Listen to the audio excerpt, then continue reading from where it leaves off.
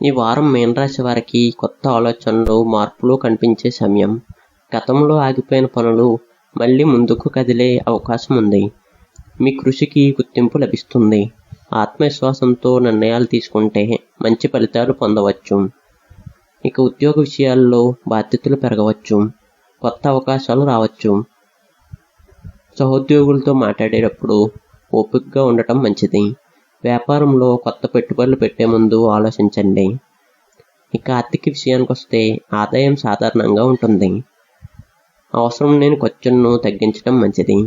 పాత బకాయిలు లేదా రావాల్సిన డబ్బు విషయాల్లో పురోగతి కనిపిస్తుంది. కుటుంబ సభ్యులతో సహకారం లభిస్తుంది.